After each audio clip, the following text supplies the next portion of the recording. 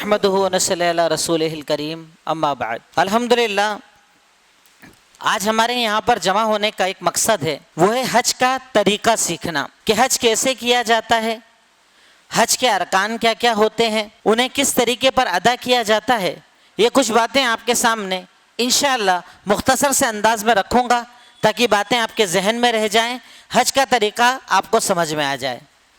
سب سے پہلے حج کا کیسے کیا جاتا ہے جاننے سے پہلے یہ ضروری ہے کہ حج ہوتا کیا ہے۔ حج اہمیت اور فضیلت کے اعتبار سے اگر ہم بات کریں تو اللہ رب العالمین نے حج کو اسلام کا ایک رکن بنایا ہے۔ اسلام کی بنیادی حصوں میں سے اللہ رب العالمین نے ایک حصہ حج کو بنایا ہے، جیسا کہ اللہ تعالیٰ قرآن میں ارشاد فرماتا ہے وَلِلَّهِ عَلَى النَّاسِ حِجُّ الْبَيْتِ مَنِ اسْتَطَاعَ إِلَيْهِ سَبِيلًا، کہ اللہ رب العالمین نے مسلمانوں پر حج کو فرض کیا ہے ان پر جو حج کرنے کی طاقت رکھتے ہیں۔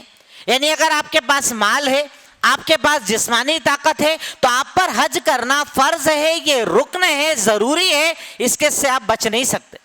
جیسے ایک آدمی اگر نماز نہ پڑھے، روزہ نہ رکھے، زکوٰۃ نہ دے تو ہم کہتے ہیں کفر والا عمل کر رہا ہے، ویسے ہی اگر کوئی حج نہ کرے تو کہا جائے گا کہ اس کا عمل ایسا ہے کہ وہ کفر والا عمل کر رہا ہے، اس نے کفر کا اقرار کر لیا ہے، وہ ایمان والا عمل نہیں کر رہا ہے۔ یہ بنیادی بات کہ اسلام میں اللہ تعالیٰ نے حج کو رکن بنایا ہے۔ دوسری چیز، اسلام کی بنیادوں میں سے ایک بنیاد اللہ رب العالمین نے حج کو بنایا، جیسا کہ اللہ کے نبی محمد الرسول اللہ صلی اللہ علیہ وسلم نے ارشاد فرمایا بنی الاسلام علی خمس، اسلام کی بنیاد 5 چیزوں پر ہے۔ سب سے پہلے گواہی دینا کہ اللہ کے سوا کوئی عبادت کے لائق نہیں، پھر 5 وقتہ نمازیں قائم کرنا، پھر رمضان کے روزے رکھنا، پھر زکوٰۃ ادا کرنا، اور جن کے پاس طاقت ہے حج کرنے کے لیے جانا۔ حج کرنے کے لیے جانا یا حج کی عبادت کو ادا کرنا اسلام کے ارکان میں سے ایک رکن ہے، اسلام کی بنیادوں میں سے ایک بنیاد ہے۔ جیسے کہ کمرہ جب بنایا جاتا ہے، ایک چھت جب آپ کو ڈالنا ہو، اس کے لیے 4 بنیادیں کھڑی ہوتی ہے، اس کے اوپر چھت ڈالی جاتی ہے۔ اللہ تعالیٰ کہتا ہے ویسے ہی اللہ رب العالمین نے اللہ کے نبی کی زبان ارشاد فرمایا کہ اللہ تعالیٰ نے حج کو ایک ایسی بنیاد بنایا ہے جس پر تمہارا ایمان اور تمہارا اسلام قائم ہے۔ یعنی اسلام کی بنیادوں میں سے ایک بنیاد حج کرنے کے لیے جانا ہے یا حج کی عبادت کرنا ہے۔ تیسری چیز، حج کرنے سے بندے کے پرانے سارے گناہ معاف ہو جاتے ہیں۔ اللہ کے نبی صلی اللہ علیہ وسلم کا ارشاد، آپ نے ارشاد فرمایا کہ وَأَنَّ الْحَجَّ يَهْدِمُ مَا كَانَ قَبْلَهُ، کہ اللہ رب العالمین نے حج کو یہ اہمیت اور فضیلت دی ہے کہ حج کرنے کی بنیاد پر اللہ رب العالمین حاجی کے پچھلے سارے گناہ معاف کر دیتا ہے۔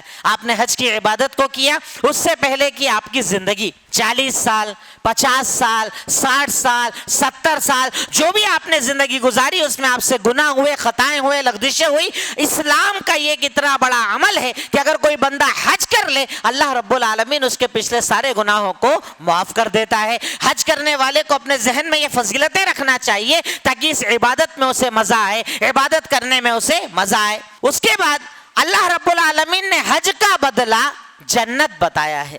اللہ کے نبی کا فرمان آپ نے ارشاد فرمایا، صحیح مسلم کی روایت ہے کہ العمرۃ الی العمرۃ کفارۃ لما بینہما والحج المبرور لیس له جزاء الا الجنہ، کہ عمرے سے عمرے کی فضیلت یہ ہے کہ جب کوئی بندہ عمرہ کرتا ہے تو اگلے عمرے سے پچھلے عمرے کے درمیان کے سارے گناہ اللہ تعالیٰ معاف کر دیتا ہے، اور حج مبرور ایسا حج جس میں نیکیوں کو چاہا گیا ہو، برائی سے بچا گیا ہو، حرام سے بچا گیا ہو، ایسے حج مبرور کا تو ایک ہی صلہ ہے، وہ ہے جنت۔ اللہ تعالیٰ حج کرنے والے کو جنتی بنا دیتا ہے، اللہ رب العالمین اسے جہنم سے بچا لیتا ہے، اللہ رب العالمین اس کے لیے عظیم الشان فیصلہ فرما دیتا ہے۔ اس کے بعد حج کرنے سے اللہ تعالیٰ فقیری کا بھی خاتمہ کرتا ہے۔ آپ کا کاروبار نہیں چل رہا ہے، آپ کاروبار کی تنگیوں میں چل رہے ہیں، آپ پر پریشانیاں چل رہی ہیں، اللہ کے نبی نے ارشاد فرمایا تابعوا بین الحج والعمرہ فإنہما ینفیان الفقر والذنوب کما ینفی الکیر خبث الحدید، کہ تم لوگ کنٹینیوسلی حج اور عمرہ کیا کرو، عمرہ کر کے آئے اللہ نے طاقت دی پھر عمرہ کرنے آؤ, حج کیا ہے طاقت دی اللہ نے پھر حج کرنے کے لیے جاؤ, یعنی کنٹینیو یہ عمل دہرایا کرو, بار بار یہ عمل کیا کرو. اور اس کا فائدہ کیا ہے؟ اللہ تعالیٰ اس سے گناہوں کو بھی مٹاتا ہے اور فقیری کو بھی مٹاتا ہے, کاروبار میں ترقی دیتا ہے, برکت دیتا ہے, مال دیتا ہے, پیسہ دیتا ہے. بظاہر لگتا ہے کہ 4.5-5 لاکھ خرچ کر کے آدمی حج کرنے کے لیے جاتا ہے, خرچ ہو رہا ہے. اللہ کے نبی کہہ رہے خرچ نہیں ہو رہا, تیرا مال بڑھا دیا جائے گا. اور آپ دیکھیے وہ لوگ جو ایمان کے ساتھ یہ عمل کرنے جاتے ہیں, حج کے بعد کہتے ہیں کاروبار میں برکتیں آ گئی, کاروبار پہلے سے زیادہ چلنے لگا, دکان پہلے سے زیادہ چلنے لگی. یہ اللہ کے نبی کا وعدہ ہے, اللہ تعالیٰ کا وعدہ ہے. اللہ نے ارشاد فرمایا کہ یقیناً اللہ رب العالمین حج کرنے والے حاجی کے اس عمل کی بنیاد پر اس کی فقیری کا خاتمہ کر دیتا ہے, اس کے کاروبار میں برکت دیتا ہے, اسے ترقیاں عطا کرتا ہے. تو یہ بنیادی طور پر ایک خاکہ ہوتا ہے کہ بندہ جب حج کرنے کے لیے جائے تو اپنے دل میں اس نیکیوں کو سما کر رکھے کہ اللہ تعالیٰ مجھے کتنے سارے انعامات دے رہا ہے, اللہ تعالیٰ مجھ پر کتنے سارے احسانات کر رہا ہے. بندے کو اس چیز کو اپنے ذہن کے اندر زندہ رکھنا چاہیے. اب اس کے بعد مرحلہ آتا ہے حج کے ارکان کیا ہیں. جیسا کہ میں نے شروع میں بتایا کہ ہم مختصر بات کریں گے تاکہ باتیں آپ کے ذہن میں رہے. حج میں اگر میں لمبی گفتگو کروں گا, اگلا بتاؤں گا, پچھلا دماغ سے نکل جائے گا. اس لیے بنیادی طور پر حج کے ارکان کیا ہیں, یعنی وہ کون سا حصہ ہے کہ اگر وہ چھوڑ دیا تو حج ہی نہیں ہوگا. وہ اگر چھوٹ گیا, قربانی, دم کچھ بھی نہیں دے سکتے, حج ہی چھوٹ جائے گا آپ کا. تو حج کے ارکان کیا ہیں؟ تو حج کے بنیادی 4 ارکان ہیں. سب سے پہلا رکن ہے احرام پہننا. مرد کے لیے 2 کپڑے 2 لباس کو پہننا جو سلے ہوئے نہیں ہیں اسے احرام کہا جاتا ہے. احرام اگر نہ تو حج نہیں ہوگا, یہ حج کا رکن ہے. دوسری چیز عرفہ میں قیام کرنا, 9 تاریخ کو عرفہ کے میدان میں جانا, وہاں پر رکنا, عبادت کرنا, یہ حج کا رکن ہے. تیسرے نمبر پر طواف زیارت کرنے کے لیے جانا, یعنی جب بندہ آتا ہے حج کرنے کے لیے جاتا ہے, حج کرتا ہے تو 10 تاریخ کے بعد سے لے کر 12 تاریخ کے درمیان زیارت کا جو وہ طواف کرنے کے لیے آتا ہے اسے طواف زیارت کہا جاتا ہے. وہ کمپلسری ہے, ضروری ہے, اس کے بنا بندے کا حج نہیں ہوگا. اور چوتھے نمبر پر سعی کرنا. آپ نے طواف کیا, طواف کرنے کے بعد صفا مروہ کی سعی کرنا ہوتی ہے. اگر کسی بندے نے ان 4 میں سے کوئی ایک عمل بھی چھوڑ دیا تو اس کا حج نہیں ہوگا. یہ حج کے ارکان ہیں, یہ حج کے رکن ہیں. اب اس کے بعد آتا ہے حج کے واجبات کیا ہیں, یعنی ایسا عمل کہ اگر بندے نے چھوڑ دیا تو اسے قربانی دینا پڑے گی, دم دینا پڑے گا. جب تک دم نہ دے گا اس کا حج مکمل نہ ہوگا. تو حج کے واجبات میں ہے سب سے پہلے میقات سے احرام باندھنا. میقات تو آگے میں آپ کو بتاؤں گا میقات کس سے کہتے ہیں, پر میقات سے احرام باندھنا یعنی جو جگہ شریعت نے فکس کی ہے کہ یہاں پر آپ کو احرام پہننا ہے. اب الحمدللہ ہم لوگ فلائٹ سے جاتے ہیں تو اب کیا ہوتا ہے, ایئرپورٹ پر آپ احرام باندھ لیں, میقات پر آپ کو نیت کرنا ہوتی ہے. تو حج کے واجبات میں سے ہے احرام میقات پر باندھنا. دوسرے نمبر پر مغرب تک عرفہ میں رکنا, مغرب سے پہلے عرفہ کا میدان نہ چھوڑنا.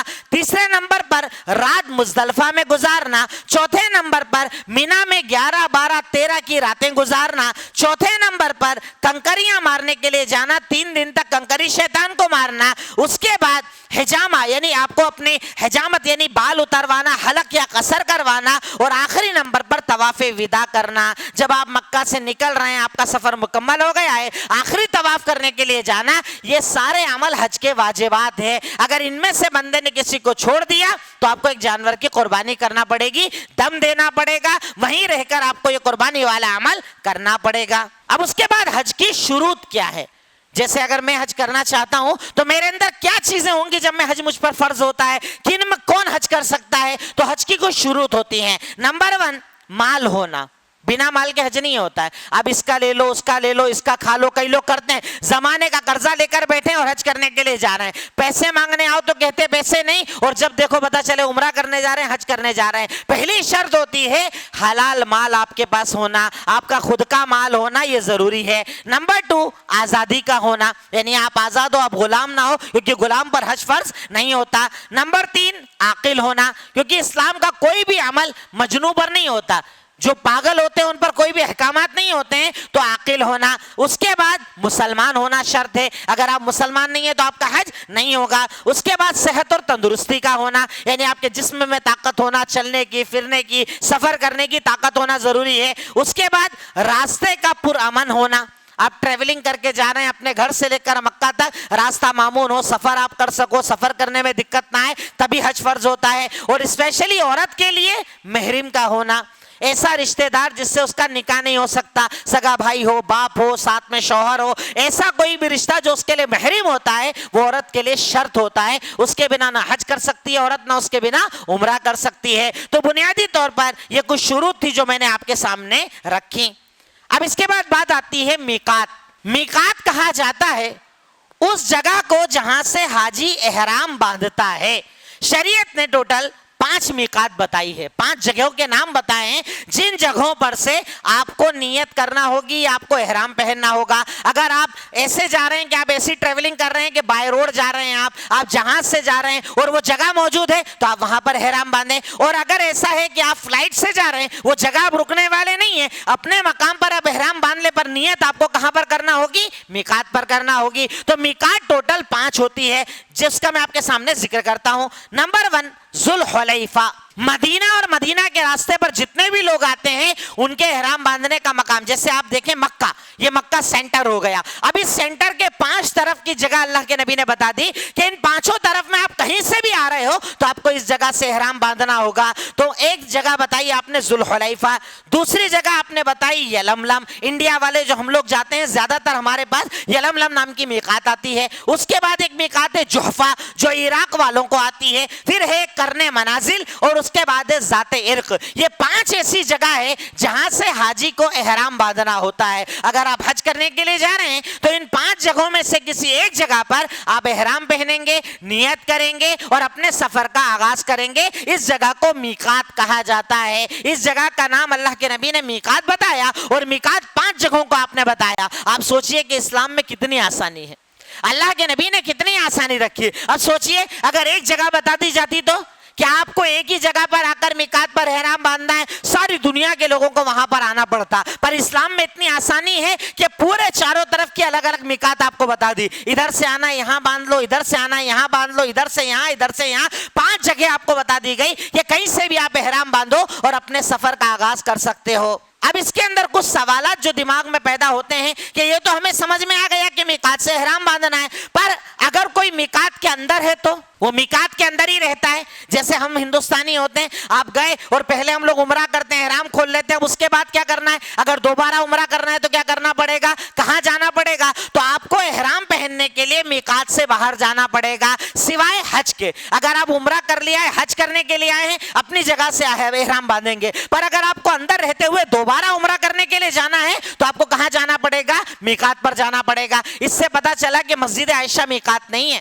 ہمارے یہاں ہندوستانی لوگ عام طور پر کیا کرتے ہیں، ایک مقام ہے مسجد عائشہ، وہاں جا کر دن بھر عمرہ کرتے ہیں، ہر دن میں 2 عمرے کر رہے ہیں۔ پہلی چیز تو ایک سفر میں ایک ہی عمرہ کرنا چاہیے، زیادہ عمرے کرنے اچھی بات نہیں ہے۔ ایک سفر میں جا رہے ہیں، آپ ایک ہی عمرہ کریں، شریعت کے مطابق ایک سفر میں ایک عمرہ ہونا چاہیے۔ پر اگر آپ گئے ہیں، آپ کو لگ رہا ہے کہ نہیں مجھے ایک اور عمرہ کرنا ہے، تو آپ کو جس جگہ جانا پڑے گا اس کو جعرانہ کہا جاتا ہے۔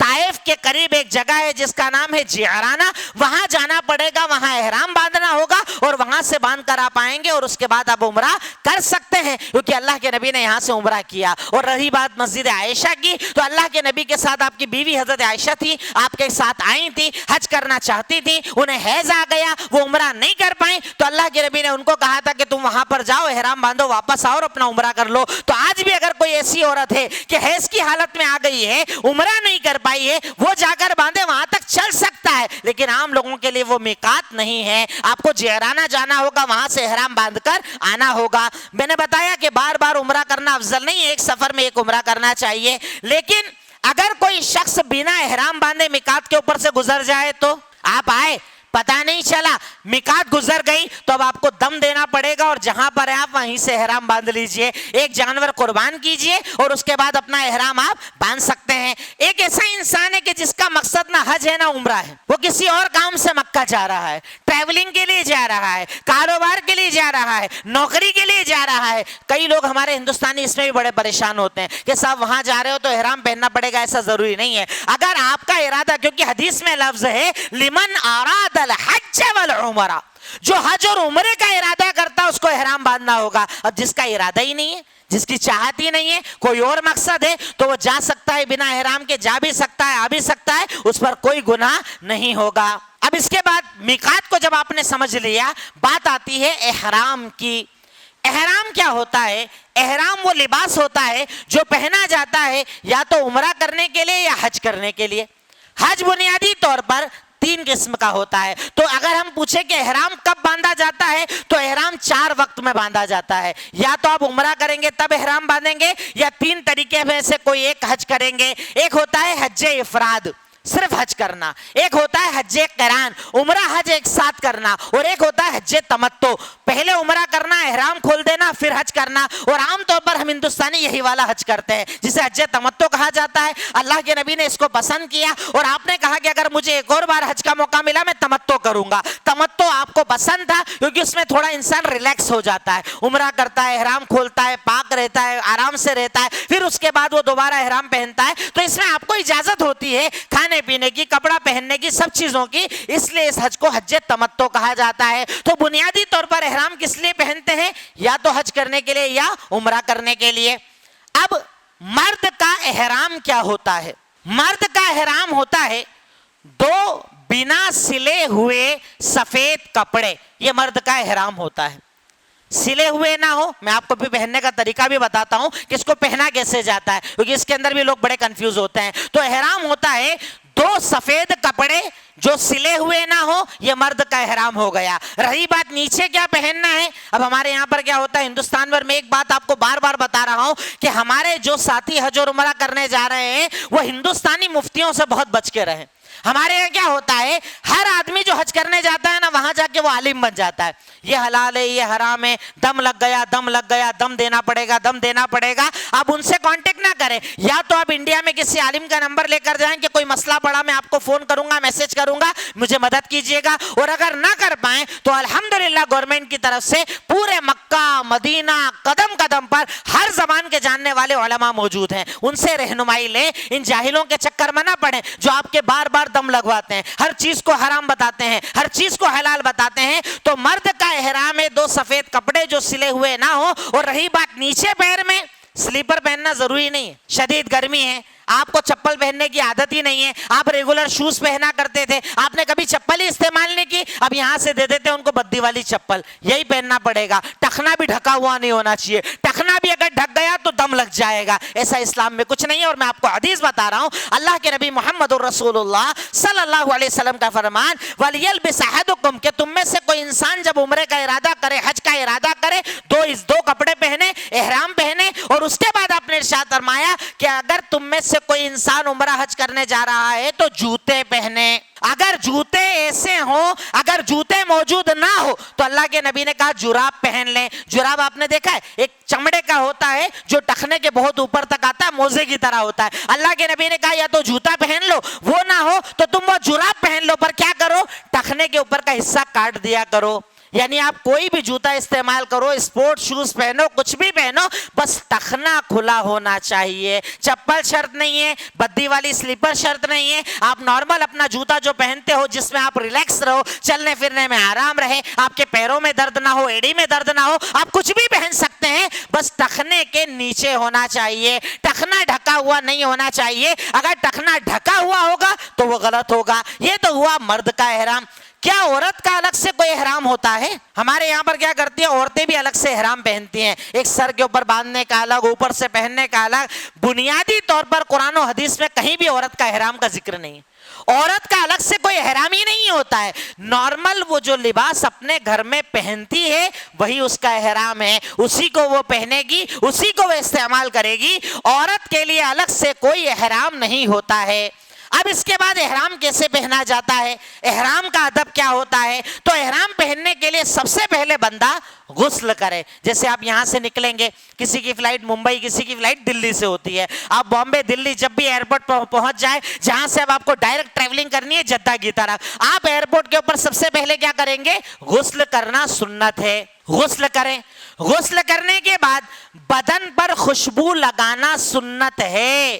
اب اس میں بھی کئی لوگ کنفیوز ہو جاتے ہیں, بدن پر لگائیں گے تو احرام پر آ جائے گا, احرام پر آئے گا تو حرام ہو جائے گا. نبی کی سنت سے زیادہ آپ جانتے ہو کیا؟ اللہ کے نبی کی سنت مبارکہ, آپ کا یہ طریقہ تھا کہ کہ آپ سب سے پہلے غسل کرتے, اس کے بعد ازواج مطہرات آپ کی بیویاں, ہماری مائیں آپ کے جسم پر عطر لگایا کرتی تھی. تو غسل کرنا, غسل کرنے کے بعد جسم پر عطر لگانا, اب وہ عطر اگر آپ کے کپڑے میں احرام میں بھی لگ جائے کوئی گناہ کی بات نہیں, کوئی حرج کی بات نہیں, پر لگانا ہے آپ کو بدن پر, احرام پہ کچھ نہیں لگانا ہے, احرام پر استعمال نہیں کرنا ہے. تو غسل کرنا, غسل کرنے کے بعد بدن پر خوشبو لگانا, اس کے بعد آپ کا یہ احرام آپ نے پہن لیا. احرام کے بعد الگ سے کوئی 2 رکعت نماز نہیں ہوتی ہے ہمارے یہاں, اس پر بھی ایک 2 رکعت, کیونکہ ہم ہندوستانی ہیں, ہمیں عادت ہے ہر چیز میں 2 رکعت نماز بنانے کی. جب دل چاہا ہم نمازیں بنا لیتے ہیں. ہمیں لگا شب بارات میں ہم نے نماز بنا لی, ہمیں لگا یہ رات وہ دن, یہ دن وہ عبادت, ہم ہر ایک میں نماز بنا لیتے ہیں. احرام کی الگ سے کوئی 2 رکعت نماز نہیں ہے. اگر فرض نماز کا وقت ہے آپ نماز پڑھ لیجئے, اس کے علاوہ کوئی نماز احرام کی الگ سے نہیں ہوتی ہے. اب آپ نے احرام پہن لیا, احرام کے اندر آپ کو 2 لباس پہننا ہے. عورت کا پورا بدن ڈھکا ہوا ہونا چاہیے, ایسا لباس پہنے جس میں بدن ڈھکا, یہ اس کا احرام ہو گیا. رہی بات بالوں کی, اب کئی لوگوں کا ایسا ہوتا ہے کہ بال بہت جھڑتے ہیں, بال بہت زیادہ گرتے ہیں. آپ سر پہ جیل لگا سکتے ہیں جس سے آپ کے بال نہ گریں, کیونکہ ابھی آپ کو اپنا عمل مکمل کرنا ہے. اور احرام کے بعد اگر آپ نے بال توڑ لیا آپ کو دم دینا پڑے گا, پر ٹوٹ گیا کوئی حرج نہیں ہے. اسلام جو ہے نا بڑی آسانی کا نام ہے, اسلام سختی نہیں کرتا. میں خود الحمدللہ 4 بار حج کیا, میں نے اپنے حج کرتے ہوئے دیکھا لوگ ہم کو ہی بول دیا کرتے تھے, ارے مولوی صاحب آپ کے احرام کے اوپر تو ایک ٹوٹا ہوا بال ہے, آپ کو قربانی دینا پڑے گی, آپ کو قربانی دینا پڑے گی. شریعت نے کہا ہے کہ اگر آپ بال کاٹو گے, نوچو گے, ناخن کاٹو گے تو آپ کو قربانی دینا ہوگی. خود سے ٹوٹ جائے کوئی حرج نہیں ہے, بال جھڑ جائے کوئی حرج نہیں ہے, گر جائے کوئی حرج نہیں ہے. تو احرام پہننے کے بعد آپ کو بال نہیں کاٹنا ہے, بال نہیں توڑنا ہے, ناخن نہیں توڑنا ہے, پر اگر بال خود سے گر جائے اس سے کوئی فرق نہیں پڑتا. اب اس کے بعد احرام کا میں آپ کو ایک ایسا طریقہ بتا دوں کہ احرام پہنا کیسے جاتا ہے تاکہ چیزیں آپ کے ذہن میں رہے. اب دیکھیے آپ کے سامنے یہ احرام ہے. احرام کہا جاتا ہے یہ 2 سفید کپڑوں کو, یہ آپ کا احرام ہو گیا. اب احرام پہننے کا سب سے آسان طریقہ میں آپ کو بتا رہا ہوں, اس طریقے کے مطابق اگر احرام پہنیں گے انشاءاللہ آپ کو دقت نہیں آئے گی.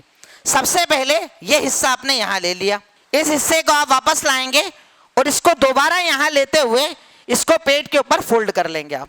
یہ آپ نے فولڈ کر لیا. اب آپ کے پیر کھلے ہیں, چلنے پھرنے میں دقت نہیں. کئی لوگ کیا کرتے ہیں اس احرام کو جیسے عورتیں ساڑی باندھتی ہیں نا ویسا پورا لپیٹ لیتے ہیں, تو اس سے آپ کے پیر نہیں چلیں گے. اور آپ کو یہ احرام کوئی آدھے گھنٹے کے لیے نہیں پہننا ہے, آپ کو کنٹینیو پہن کر رہنا ہے, سفر کرنا ہے, تو اس کا آپ خیال رکھیں. اور رہی بات اوپر کی, تو اوپر اس کو اس انداز میں ڈالا جاتا ہے, یہ آپ کا احرام ہو گیا. اسے لے کر آپ یہاں پر ڈال لیں. اب اگر کسی کو پریشانی ہے پن کا استعمال کیا جا سکتا ہے, سلنا منع ہے, پر اگر آپ پن لگا لیں اس میں کوئی حرج نہیں ہے. ایک اور چیز یاد رکھیں کہ کئی لوگ کیا کرتے ہیں کہ ایئرپورٹ سے ایسے احرام باندھتے ہیں, یہ جائز نہیں ہے.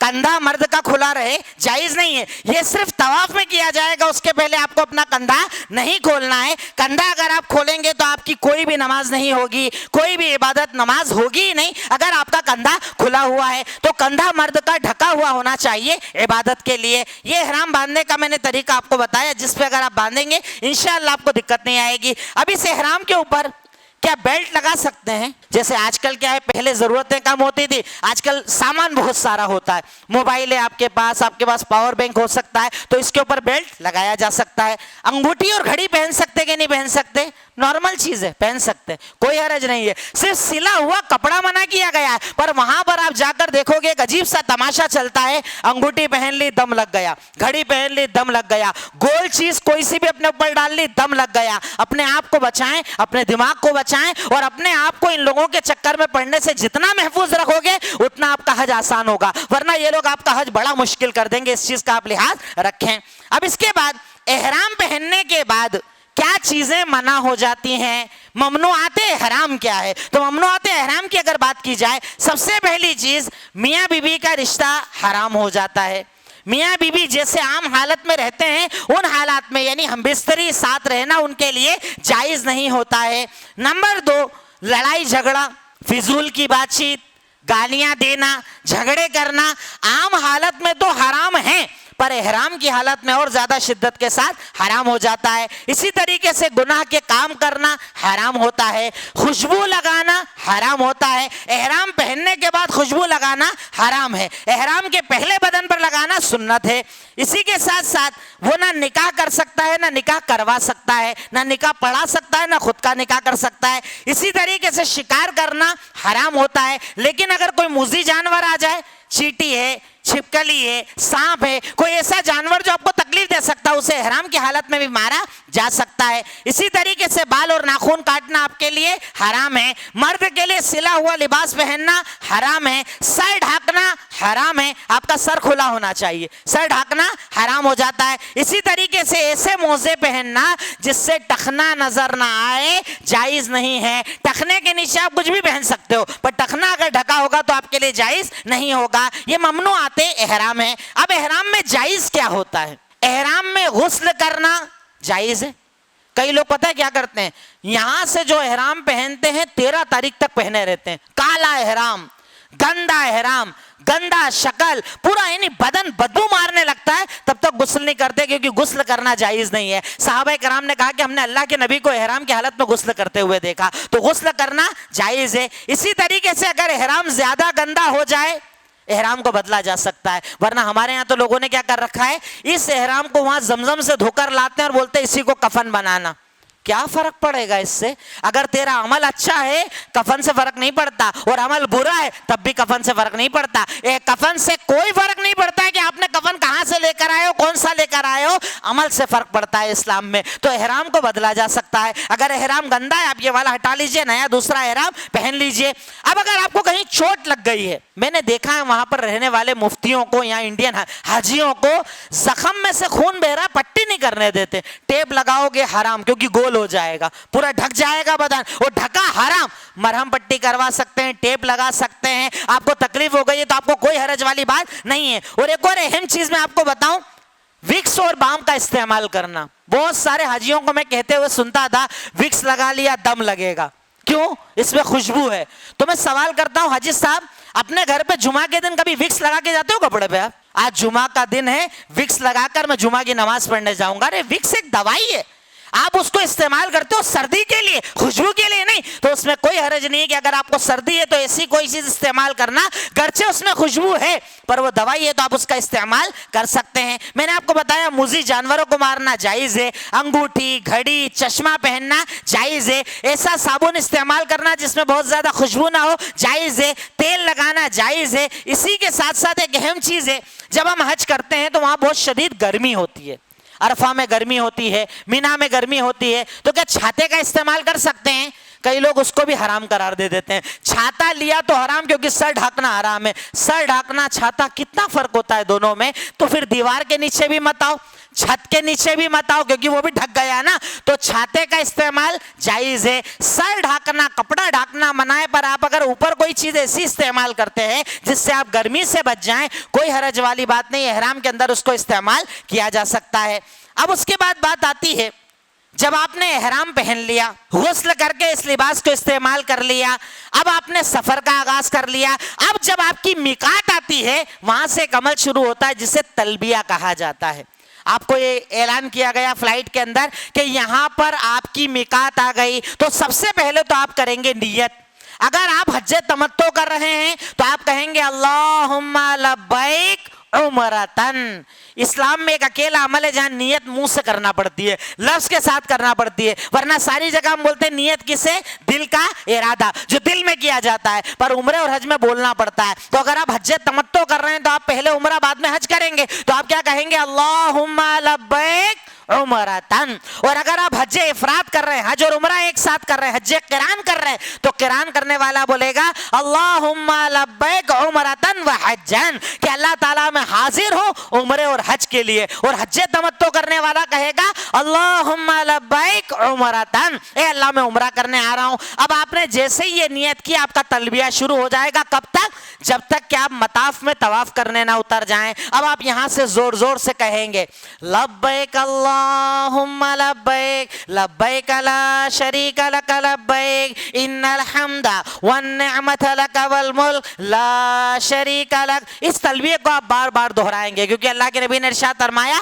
ما من ملبن یلبی، کہ تم میں سے کوئی تلبیہ پڑھنے والا تلبیہ نہیں پڑھتا پر اس کے ساتھ ساتھ شجر، ہوائیں، پتھر جو بھی ہوتا ہے وہ سارے تلبیہ پڑھتے ہیں، وہ سارے آپ کے لیے گواہ بن جائیں گے، قیامت کے دن گواہی دیں گے کہ اللہ یہ تیری تعریف کر رہا تھا، اللہ یہ تیری توصیف کر رہا تھا۔ اور ایک چیز آپ یہاں پر یہ بھی سمجھو کہ اللہ اگر چاہتا تو آپ کو بولتا اپنے کپڑوں میں آ جاؤ۔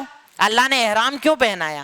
اللہ نے احرام اس لیے پہنایا تاکہ تیرا تکبر ذرا کمزور پڑ جائے، کیونکہ پہچان تو کپڑوں سے ہوتی ہے نا۔ اب آج اگر میں نے سفید کپڑا پہنا اس کا مطلب کوئی ہو سکتا ہے بڑا آدمی ہوگا، اچھی جاب کرنے والا ہوگا، ایک آدمی کالے کپڑے پہنا مطلب یہ ہلکا آدمی ہوگا۔ اللہ نے کہا سب سے پہلے تیری اوقات ختم ہوئی کہ تیرا لباس ہی اتروا دیا، اور اس کے بعد اللہ نے ہم سے سب سے پہلے کیا کروایا، کیا اعلان کروایا؟ لبیک اللہم لبیک، حاضر ہوں میں اللہ، میں حاضر ہوں، اے اللہ تیرا کوئی شریک نہیں، تعریف تیری ہے، بڑائی تیری ہے، کبریائی تیرے، تیرا کوئی شریک نہیں، میں حاضر ہوں۔ یعنی بندہ یہاں پر اپنی اوقات بتا رہا ہے کہ اللہ میرا تو کچھ ہے ہی نہیں، جو ہے، تو بڑا ہے، تو طاقتور ہے، تو قوت والا ہے، حمد تیری، تعریف تیری، ستائش تیری، میری کوئی حیثیت اور اوقات نہیں ہے۔ اللہ تعالیٰ اس کے ذریعے سفر کا آغاز کرواتا ہے۔ اب آپ یہ تلبیہ کب تک پڑھیں گے؟ جب تک کہ آپ مطاف میں نہ اتر جائیں۔ آپ نے نیت کر لی، آپ پہنچ گئے، اب اس کے بعد پہنچنے کے بعد حاجی کیا کرے؟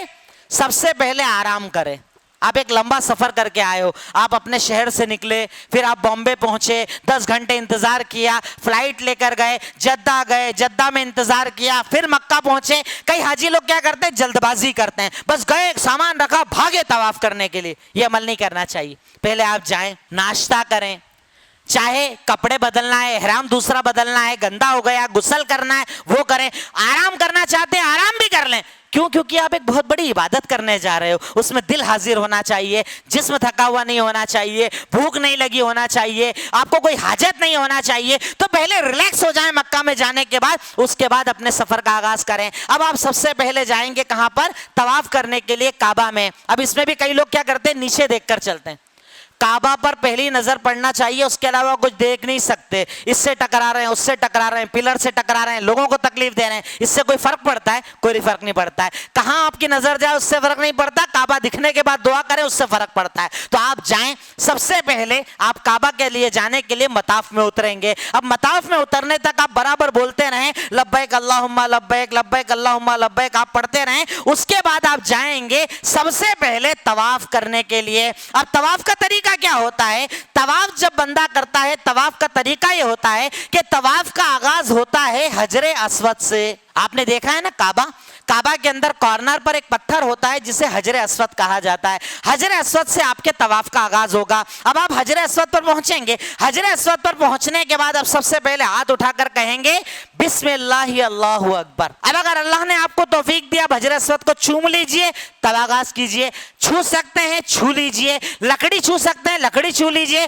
اور اگر اتنی گیپ ہے کہ آپ چھو نہیں سکتے، آپ دور سے اشارہ کریں گے بسم اللہ اللہ اکبر، اتنا بولنا، اس کے بعد ہاتھ کو چومنا نہیں ہے۔ اگر حجر اسود کو چومائے تو آپ کوئی بات الگ ہے، لیکن اگر آپ دور سے ہیں بس اشارہ کریں گے بسم اللہ اللہ اکبر، آپ کے طواف کا آغاز ہو جائے گا۔ اب طواف کا آغاز کیسے ہوتا ہے؟ میں نے جو آپ کو بتایا تھا نا استباء، اب یہاں پر آ کر آپ کو اپنا کندھا کھولنا ہے، سیدھا کندھا کھلا رہے گا، الٹا کندھا ڈھکا رہے گا، اور یہاں سے آپ کے طواف کا آغاز ہوگا۔ حجر اسود سے شروع ہوگا اور حجر اسود پر آ کر ختم ہوگا۔ حجر اسود نظر نہ آئے تو اس طرف دیکھیے گا، گرین لائٹ لگی ہوتی ہے، پوری طرف گرین لائٹ ہوتی ہے، یا تو گرین لائٹ کو دیکھیں یا حجر اسود کو دیکھیں، اور حجر اسود کی طرف اشارہ کریں بسم اللہ اللہ اکبر۔ اب یہ بول کر آپ اپنے طواف کا آغاز کریں گے۔ آپ نے استباء کر لیا، مرد نے اپنے کندھے کو کھول لیا۔ سب سے پہلے جو چکر ہوتے ہیں، شروعات کے 3 چکر آپ کو تیز چلنا ہوتا ہے، جسے رمل کہا جاتا ہے۔ تھوڑا اکڑ کر چلیں، تیز انداز میں چلیں، پر اگر بھیڑ زیادہ ہو،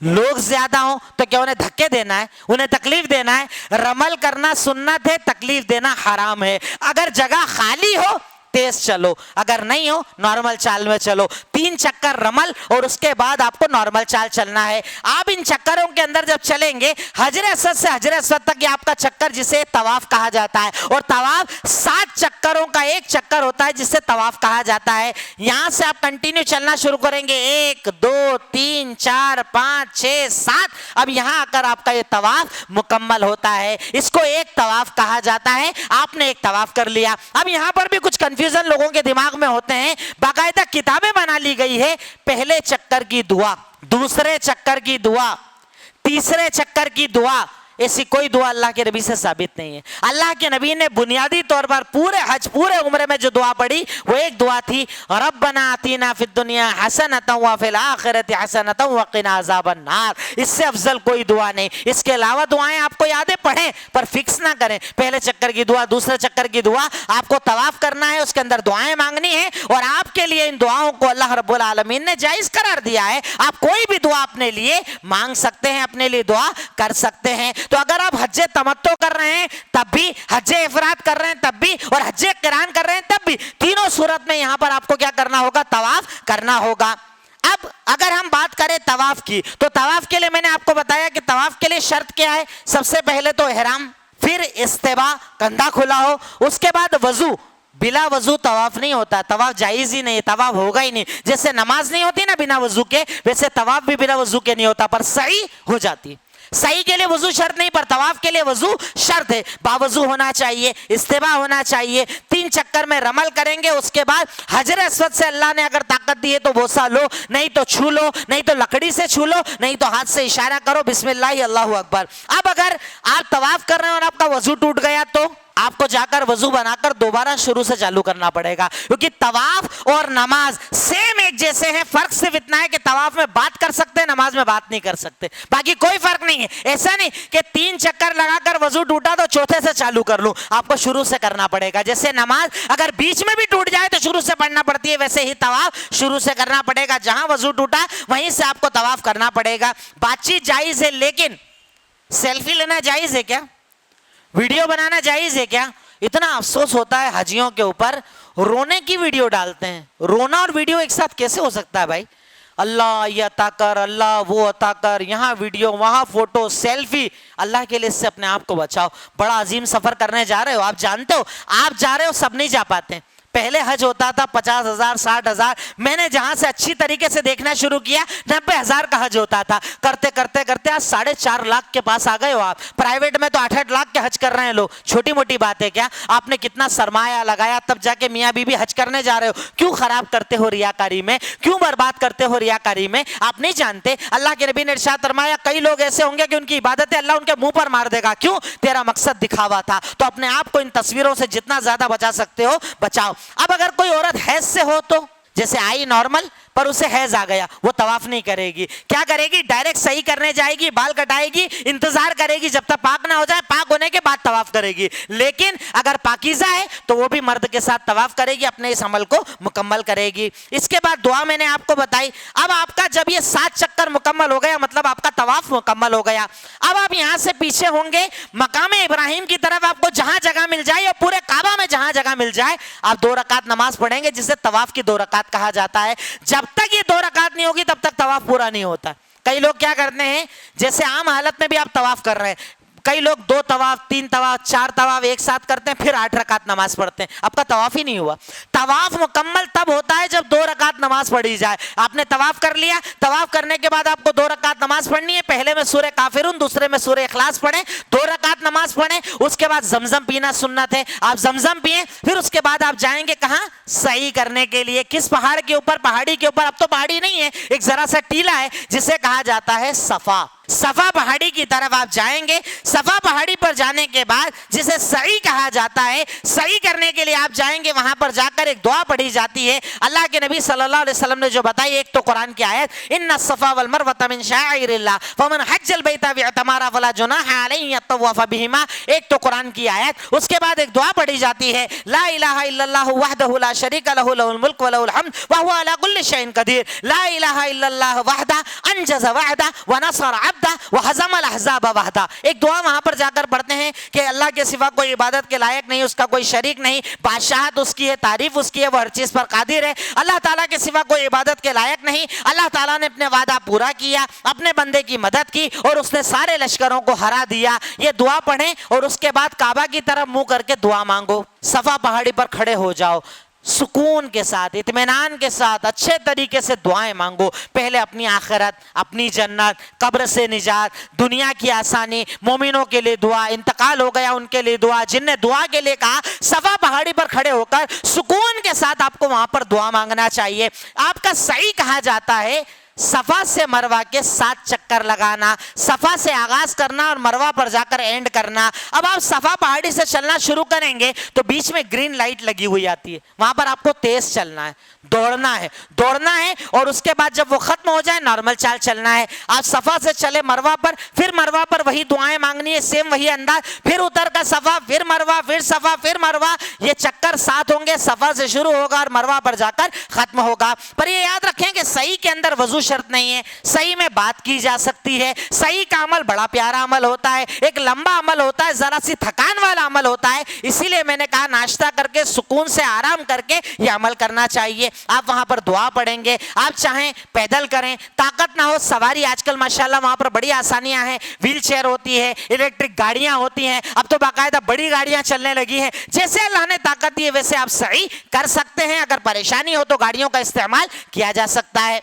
اب سعی کرنے کے بعد باہر نکل کر آپ کو جو تیسرا عمل کرنا ہے وہ ہے حلق یا قصر کرنا، یا تو گنجے ہو جائیں یا ایسی کٹنگ کریں کہ پورے سر کے بال کٹنا چاہیے۔ وہاں بہت سارے حاجیوں کو ہم دیکھتے تھے کینچی لے کر آتے تھے، 2 4 ہو گیا قصر۔ قصر کا مطلب ہے پورے سر سے بال کاٹنا پڑیں گے، پورے سر کے بال کٹنا چاہیے، اور عورت 1 انگلی کے برابر اپنے بال کا اینڈ کا حصہ لیں گی، 1 انگلی کے برابر کٹ کر لیا، عورت کا ہو گیا۔ مرد کو حلق کرنا افضل ہے۔ اللہ کے نبی نے 3 بار دعا کی، اللہ تعالیٰ حلق کرنے والوں پر رحم کر، حلق کرنے والوں پر رحم کر، حلق کرنے والوں پر رحم کر، پھر کہا جو قصر کرے کہا ان پر بھی رحم کر، 1 بار ان کے لیے، 3 بار ان لوگوں کے لیے جو حلق کرتے ہیں۔ تو اگر آپ عمرہ حج کرنے جائیں تو یہ آخری عمل آپ کا ہوتا ہے حلق یا قصر کرنا، اب آپ کا یہ عمرہ مکمل ہو گیا۔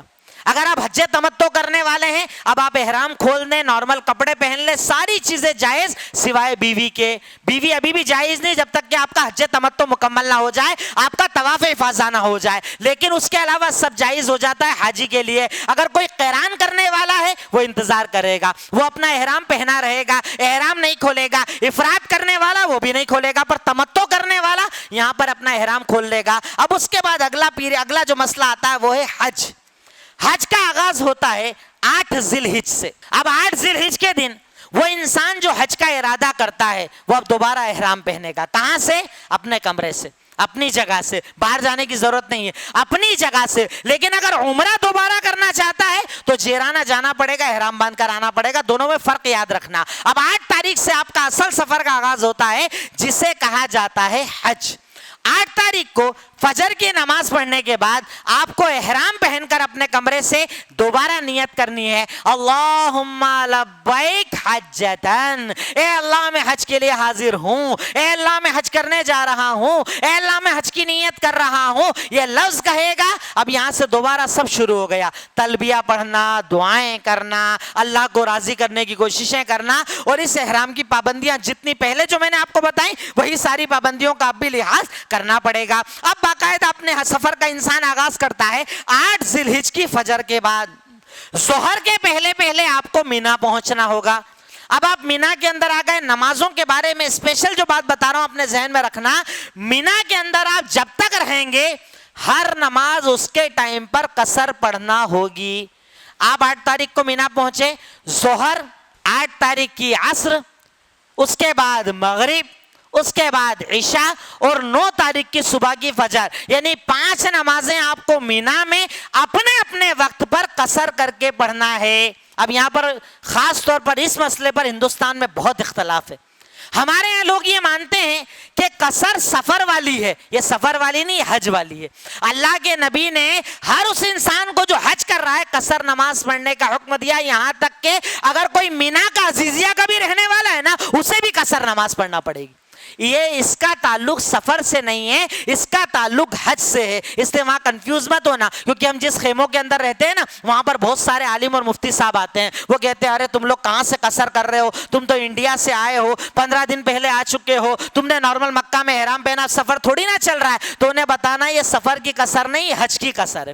حج کا طریقہ ہے، اللہ کے نبی نے طریقہ بتایا، مکہ کے صحابہ کرام، مدینہ کے صحابہ کرام سب نے آپ کے ساتھ قصر کی، اس لیے 8 تاریخ کے دن آپ کو ظہر, عصر, مغرب, عشاء اور اگلی 9 تاریخ کی فجر اپنے اپنے ٹائم پر قصر کر کے پڑھنا ہے. کیونکہ اگر سفر ہوتا تو جمع کرنا پڑتی نا, یہ سفر والا مسئلہ نہیں ہے. الگ الگ ٹائم پہ پڑھنا ہے, اپنے اپنے ٹائم پر پڑھنا ہے, پر قصر کر کے پڑھنا ہے. اب آپ کہاں پر آ گئے؟ مینا میں کوئی عمل نہیں ہے سوائے دعاؤں کے. آپ دعائیں مانگے, اللہ کو راضی کریں, کیونکہ اگلے دن بہت سارا کام آپ کو کرنا ہے, اگلے دن آپ کو تھکنا ہے, اس لیے رات سو جانا چاہیے. کیونکہ 9 تاریخ کی رات کا آغاز ہو گیا ہے. رات پہلے آتی ہے, دن بعد میں آتا ہے اسلام میں. تو اب آپ کیا کریں؟ رات میں آرام کر لیں. اب آپ نے 9 تاریخ کی صبح فجر کی نماز پڑھنے کے بعد کہاں جانا ہے؟ عرفات جانا ہے, جو حج کا بنیادی حصہ ہے, حج کا اہم ترین حصہ ہے, حج کی بنیاد ہے. فجر کی نماز 9 تاریخ کی پڑھنے کے بعد حاجی جائے گا عرفہ کے میدان میں. عرفہ میں جانے کے بعد اچھی جگہ دیکھنے کے بعد مسجد میں جگہ مل جائے تو بہت اچھی بات ہے, مسجد میں نہ ملے جہاں جگہ مل جائے, خیمے میں جگہ مل جائے, آپ وہاں پر جانے کے بعد آپ کو کیا کرنا ہے؟ ظہر عصر ایک ساتھ جمع کر کے 2 رکعت پڑھنا ہے. مسجد میں تو کوئی مسئلہ نہیں, امام آپ کو نماز پڑھائیں گے, خطبہ بھی ہوگا. اگر اپنے جگہ پر موجود ہیں, 2 ظہر 2 عصر کی نماز آپ کو پڑھنی ہے, وہ جمع کر کے پڑھنی ہے, قصر کر کے پڑھنی ہے. فرق سمجھ گئے؟ 8 تاریخ کو الگ الگ پڑھنی ہے, 9 تاریخ کو جمع کر کے پڑھنی ہے, ظہر عصر ایک ساتھ. عرفہ حج کا سب سے بنیادی حصہ ہوتا ہے. اس دن اللہ تعالیٰ دعائیں بہت زیادہ قبول کرتا ہے, اللہ تعالیٰ بندوں کو معاف کرتا ہے, اللہ تعالیٰ بندوں کو پسند فرماتا ہے. اس لیے عرفہ کے میدان میں اپنی جان لگا دیجئے دعا کرنے میں. جن نے دعا کے لیے کہا, آپ کے رشتہ دار جن کا انتقال ہو گیا, ملک کے حالات کے لیے, کیونکہ آپ حج کرنے جا رہے ہو اس وقت میں جب ہم سنگین ترین حالات ملک میں دیکھ رہے ہیں, اپنی دعاؤں میں اس ملک کو یاد رکھو, ملک کے مسلمانوں کو یاد رکھو, اور یہ مت سوچو کہ میری دعا سے کیا ہوگا. اللہ تو ایک دعا سے سب کچھ بدل دیتا ہے. ایک دعا بھی کافی ہے اللہ تعالیٰ کے لیے. آپ دعائیں مانگو کہ اللہ ظالم کو کمزور کر دینا, مظلوموں کی مدد کر دینا. اللہ ظالم کو طاقت مت دینا, ایسے ظالم کو طاقت مت دینا جو ہمارے حقوق کی پرواہ نہ کرے. عرفہ کے میدان میں رو کر دعائیں کرو, گڑ گڑا کر دعائیں کرو, رحم کی دعائیں کرو, معافیاں مانگو, استغفار کرو. آپ کو اس کے علاوہ عرفہ میں کچھ نہیں کرنا ہے. ظہر عصر ایک ساتھ جمع کر کے پڑھ لیا, اب وہاں پر جتنا زیادہ ہو سکے دعائیں مانگے. اللہ کے نبی نے اس کو بڑا اہم مقام بتایا ہے. اللہ کے نبی نے بتایا کہ وہاں کی دعائیں اللہ قبول کرتا ہے. یہاں پر آپ کب تک رہیں گے؟ مغرب تک, سورج ڈوبنے تک آپ دعا مانگے. اور خاص طور پر ایک دعا جو اللہ کے نبی زیادہ مانگتے تھے, لا الہ الا اللہ وحدہ لا شریک لہ لہ الملک ولہ الحمد وہو علی کل شیء قدیر. اللہ کے نبی نے کہا جتنے نبی دنیا میں آئے سب نے عرفہ میں یہ دعا مانگی, میں نے بھی مانگی, تو ہمیں بھی یہ دعا وہاں پر پڑھنا چاہیے. آپ کب تک پڑھتے رہیں جب تک کہ سورج ڈوب نہ جائے. سورج ڈوب گیا مطلب کون سا ٹائم آ گیا؟ مغرب کا. پر مغرب وہاں نہیں پڑھنا ہے. مغرب اگر وہاں پڑھی, اللہ کے نبی نے کہا نافرمانی والا عمل ہے. اللہ کے نبی نے کہا وہاں سے نکلو, اور مغرب عشاء کہاں پڑھنی ہے آپ کو؟ مزدلفہ کے میدان میں جا کر. سورج ڈوبنے تک کا انتظار کرنا ہے, دعائیں کرنی ہے. اب اس کے بعد آپ نکلیں گے کہاں؟ مزدلفہ کے میدان کی طرف. آپ مزدلفہ کے میدان میں آ کر آپ کو کیا کرنا ہے؟ وہاں پر جمع کر کے مغرب عشاء پڑھنا ہے. 3 مغرب 2 عشاء 3 وتر, یہ آپ کی نماز مکمل ہو گئی. ظہر عصر ایک ساتھ عرفہ کے میدان میں, مغرب عشاء ایک ساتھ مزدلفہ کے میدان میں. اب مزدلفہ کے میدان میں کوئی اچھی جگہ دیکھ لو, مشعر حرام مسجد میں جگہ مل جائے وہاں چلے جاؤ. جانے کے بعد سکون کے ساتھ پہلے نماز پڑھو, کھانا کھا لیا, پھر وہاں پر کنکری چننے کا عمل کرنا چاہیے. اب تو وہ بھی نہیں کرنا پڑتا, ماشاءاللہ بنے بنائے پیکٹس ملتے ہیں. پھر بھی آپ چاہیں کنکری چننا, وہاں پر کنکری چنیں, لیکن کنکریوں کو دھونا نہیں ہے. شیطان کو مارنے جا رہے ہو, کوئی ثواب کے لیے نہیں جا رہے ہو کہ الگ سے کوئی ایکسٹرا کام کرنے جا رہے ہو. کئی لوگ شیطان کو کنکری مارنے کو زمزم سے دھو کر جاتے ہیں, اسے دھوتے ہیں, پیک کرتے ہیں, اس کے بعد کنکری مارتے ہیں. کنکریاں چننا ہے, جمع کرنا ہے, اور اس کے بعد آرام کرنا ہے. رات میں آرام کرنا ہے. کوئی کام نہیں بتایا گیا ہے. کب تک؟ جب تک کہ فجر کا ٹائم نہ ہو جائے. لیکن اگر کوئی بوڑھا انسان ہے, جس کے ساتھ بچے ہیں, جو پریشان لوگ ہیں, وہ آدھی رات کو بھی وہاں سے نکل سکتے ہیں. لیکن اگر طاقتور ہے, جوان ہے, اسے فجر تک کہاں رکنا پڑے گا؟ اسے مزدلفہ کے میدان میں رکنا پڑے گا. فجر کی نماز کے بعد اب کہاں جانا ہے آپ کو؟ دوبارہ مینا کی طرف جانا ہے, مینا کے میدان کی طرف جانا ہے. مینا میں جانے کے بعد آپ کو کیا عمل کرنا ہے؟ اب وہاں کنٹینیو آپ کو 4 عمل کرنا ہے. سب سے پہلے 10 تاریخ کو بڑے شیطان کو 7 کنکری مارنا. کنکری مارنا کوئی وہاں الگ سے چیز نہیں بتائی گئی ہے. کئی لوگ کیا کرتے ہیں, کنکری مارنے میں گالیاں دینا شروع کر دیتے ہیں. بوٹل پھینک کے مار رہے ہیں, چپل پھینک کے مار رہے ہیں. یہ کنکری اللہ کے نبی کا طریقہ ہے, شیطان کی ذلت ہے, پر اس میں غلو مت کرو. جانتے ایک مرتبہ اللہ کے نبی نے اپنے ہاتھ پہ کنکری کو لیا, چنے کے برابر کنکری کو, اور آپ نے کہا بمثل هذه حصیات, یہ جو کنکری ہے نا ایسی کنکری مارنا, اس سے زیادہ غلو مت کرنا, ورنہ غلو کرنے پر اللہ تمہیں برباد کر کے رکھ دے گا. جتنا آپ نے بتایا اتنا عمل کرو. پہلے دن 10 تاریخ کو آپ شیطان کو, بڑے شیطان کو, سب کو نہیں مارنا, بس بڑے شیطان کو 7 کنکریاں ماریں گے.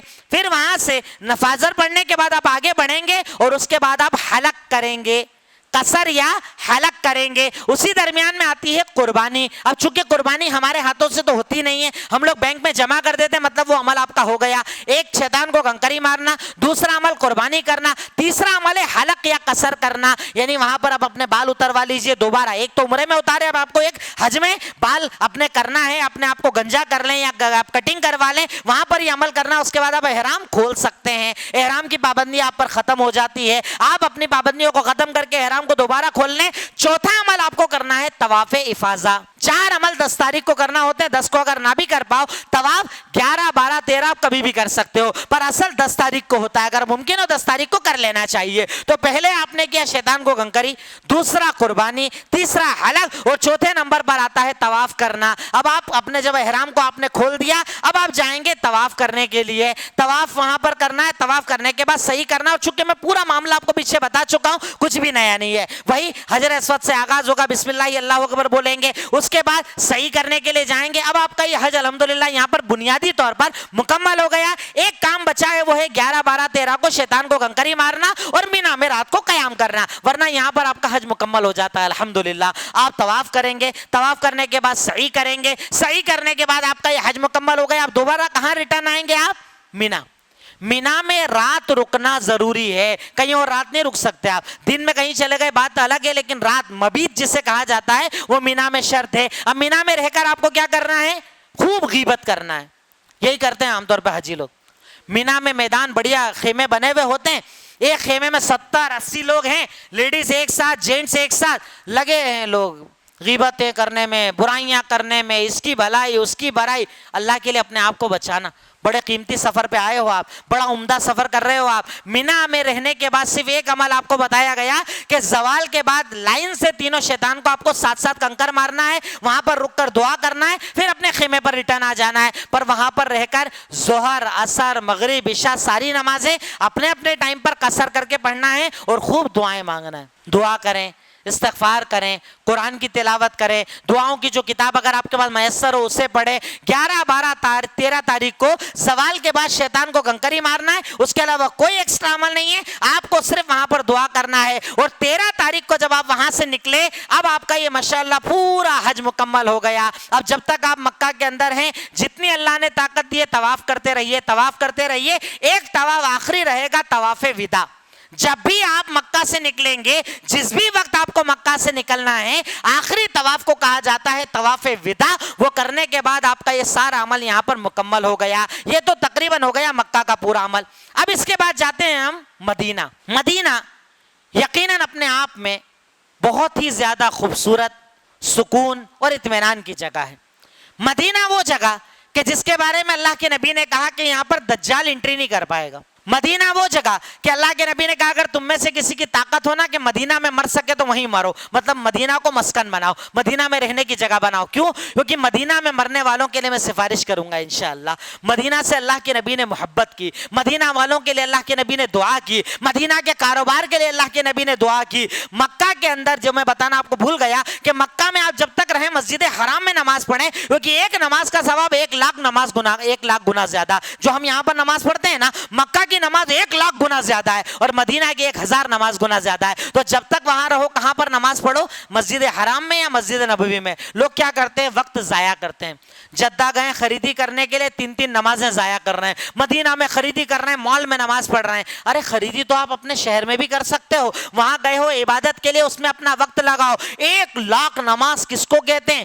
ایک نماز پڑھنے پر 1 لاکھ نماز ثواب مل رہا ہے آپ کو. مدینہ میں ایک نماز پر 1000 کا آپ کو ثواب مل رہا ہے. اس لیے اپنی نماز نمازیں پڑھو. مدینہ کے اندر جب تک رہو 1 مرتبہ 2 مرتبہ اللہ نے طاقت دی ہے, اللہ کے نبی کی جو قبر مبارک جو آپ کا کمرہ اس کے سامنے سے گزرتے ہوئے درود پڑھ لو, جسے سلام بھی کہا جاتا ہے. درود آپ پڑھتے ہوئے نکل گئے, پر ہاتھ اٹھا کر دعائیں نہیں مانگنی ہے, وہاں پر اپنی نظر و نیاز نہیں کرنی ہے, کیونکہ یہ جائز نہیں ہے, شرک ہے. وہاں پر آپ کو صرف سلام پڑھنا ہے. اس کے علاوہ وہاں پر ایک جگہ ہے جسے ریاض الجنہ کہا جاتا ہے. اللہ کے نبی کے کمرے سے آپ کے ممبر کے بیچ کی جگہ کو ریاض الجنہ کہا جاتا ہے, جہاں پر گرین کارپیٹ ہے. اگر اللہ نے آپ کو توفیق دی وہاں 2 رکعت نماز پڑھ لیجئے. یہ بھی سنت ہے, اللہ کے نبی کا طریقہ ہے کہ آپ وہاں پر 2 رکعت نماز پڑھتے تھے, آپ وہاں پر 2 نماز کیا کرتے تھے. کئی حاجی کیا کرتے ہیں کہ جب درود پڑھنے جاتے ہیں تو الٹے پاؤں لوٹتے ہیں, سیدھے نہیں جائیں گے, پیٹ آپ نہیں ہونا چاہیے کمرے کی طرف. یہ بدعتیں ہیں, یہ خرافات ہے, یہ شرکیات ہے جو ہمارے ہندوستان کا پرانا کلچر ہے. انڈیا, پاکستان, بنگلہ دیش, اس کے علاوہ کہیں پر بھی بدعتیں آپ کو نہیں ملیں گی. ان سے بھی اپنے آپ کو وہاں پر بچائیے گا. ایک اور عمل جو ہم وہاں پر رہتے ہوئے کریں, مسجد قباء جا کر 2 رکعت نفل نماز پڑھیں. کسی بھی وقت چلے جائیں, جب نماز پڑھنے کا وقت ہو, گھر سے وضو بنا کر گئے, مسجد قباء میں آپ نے نماز پڑھی, آپ کو 1 عمرہ کرنے کا ثواب ملے گا, 1 عمرہ کرنے کا ثواب. تو اللہ نے اگر طاقت دی ہے آپ وہاں پر جائیں, فجر کی نماز کے بعد چاشت کی نماز کے وقت چلے جائیں, 2 رکعت نماز مسجد قباء کے اندر پڑھیں, جو اسلام کی پہلی مسجد ہے. اللہ کے نبی اس مسجد سے بڑی محبت کرتے تھے, تو مسجد قباء جا کر 2 رکعت نماز پڑھنے پر عمرہ کرنے کا ثواب ملتا ہے. اس کے ساتھ ساتھ اس کے علاوہ جو مسجدیں ہیں جسے ہم زیارت کرنے کے لیے جاتے ہیں, کیا وہاں پر بھی 2 رکعت نماز ہے؟ 2 رکعت نماز پڑھنا بدعت ہے.